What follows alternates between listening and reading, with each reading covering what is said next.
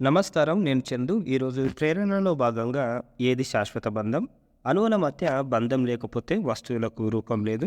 మనుషుల మధ్య బంధం లేకపోతే సమాజం లేదు. ప్రకృతిలోని ప్రతి అంశం ఏదో ఒక బంధంతో ఒకదానితో మరొకటి ముడిపడి ఉంటాయి. కలయికతో ఏర్పడేవి బంధాలు. ముఖ్యంగా అవి సామాజిక, మానసిక బంధాలు. సమాజంలో వ్యక్తుల మధ్య సంబంధాలు పరస్పర అవగాహనతో అవసరాల కోసం ఏర్పడతాయి. మనిషి వివాహ బంధంలో భద్రత, బాధ్యత, ప్రేమ ప్రధానాంశాలుగా నమ్మకంతో కొనసాగుతాడు. మైత్రి బంధంలో పరస్పర అవగాహనతో గుణదోషాలకు అతీతంగా కొనసాగుతాడు. ఇవి కాక ఇరుగు పొరుగు వారితో సహకారం, సామరస్య వాతావరణం కోసం సత్సంబంధాలు కలిగి ఉంటాడు. మానవ సంబంధాల్లో పరస్పర సహకారం వివిధ రంగాల్లో కొనసాగుతుంది. ఆర్థిక, సాంస్కృతిక, సాంకేతిక, విద్య, వాణిజ్యపరమైన సంబంధాలు ముఖ్యమైనవి. మానవ సంబంధాలకు మానవత్వం మూలమైనప్పుడు సర్వులకు సౌభాగ్యం, అంటే అందరికీ మంచిది. అది విశ్వ కళ్యాణం కూడా. వ్యక్తుల మధ్య ఈ బంధాలు ఎంత బలంగా ఉంటే సమాజం అంత దృఢంగా ఉంటుంది. సమాజ సంక్షేమానికి, అభివృద్ధికి సత్సంబంధాలు పునాదులు. అవి కొరవడినప్పుడు బంధాలు బలహీనపడతాయి. అవి వ్యక్తుల మధ్య కావచ్చు, రాష్ట్రాల మధ్య కావచ్చు, దేశాల మధ్య కావచ్చు. చేయి చేయి కలిపి నడిస్తేనే ప్రగతి. కలిస్తే నిలబడతాం, విడిపోతే పడిపోతాం.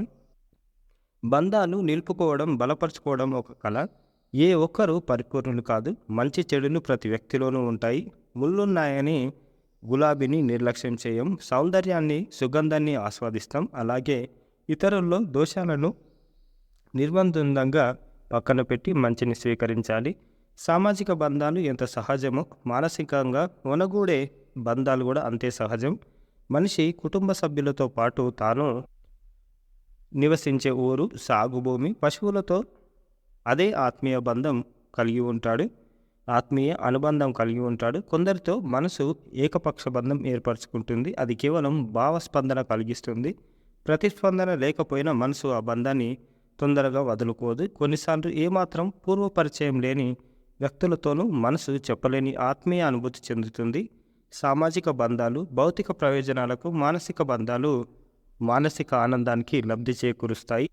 మనిషి పేగుబంధంతో పుడతాడు, క్రమంగా వివిధ సంబంధాలతో కొనసాగుతాడు. ఈ భౌతిక బంధాలు కలుస్తూ ఉంటాయి, విడిపోతూ ఉంటాయి. కొన్ని రుణానుబంధం తీరగానే ముగిసిపోతాయి, కొత్తవి సంతరించుకుంటాయి. అది జీవిత సత్యం. మనం, మనది అనే భావం ఉన్నంత వరకు జీవితం సాఫీగా సాగుతుంది. నేను, నాది అనే భావన మొదలవగానే బంధనాలు అవుతాయి.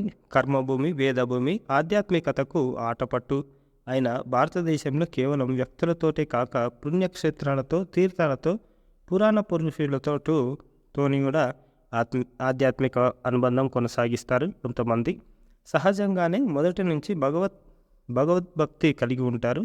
కొందరు కష్టాలు, సమస్యలు వచ్చినప్పుడు, లేక ఉద్యోగం, హోదా, ఆస్తి, బంధాలు ఏవి శాశ్వతం కాదు అనే వైరాగ్య భావన కలిగినప్పుడు భగవంతుని వైపు చూస్తారు. భగవంతుడితో ఉండే భక్తి బంధం సాధారణ బంధాలకు అతీతమైంది. పూర్తిగా విశ్వాసంపై విలసిల్లుతుంది. ఆ భక్తి బంధం ఎవరికి వారికి ప్రత్యేకం. సామాజిక బంధాలను సుహృద్భావంతో, అంటే మంచి మనసుతో, మంచి హృదయంతో కొనసాగిస్తూ దేని పట్ల వ్యామోహం లేకుండా చేసే పనులన్నీ మాధవ సేవగా భావించేవారు ఆనందంగా జీవించగలుగుతారు. ఫలితాన్ని భగవద్భర్పణం, దేవునికి అర్పణం చేసి కర్మ బంధనాల నుంచి విముక్తులవుతారు. ఇది కస్తూరి హనుమాన్ నాగేంద్ర ప్రసాద్ గారు రాసిన ఇది ప్రేరణ అంతర్యామి. ఇది ఏది శాశ్వత బంధం అని. అంటే సమాజంతో మంచి బంధాలను కలిగి ఉంటే మనకు మంచి జరుగుతుంది. అందరినీ మోసం చేసుకుంటా వాడుకొని వదిలేస్తే జీవితం ఎటు కాకుండా అవుతుంది. ప్రతి ఒక్కరికి మనం ఉపకారం చేసేటట్టు ఉండాలన్నమాట. ఇది ఈ రోజుకి సంబంధించిన ప్రేరణ. లైక్ చేయండి, షేర్ చేయండి, సబ్స్క్రైబ్ చేయండి. Thank you. ధన్యవాదాలు.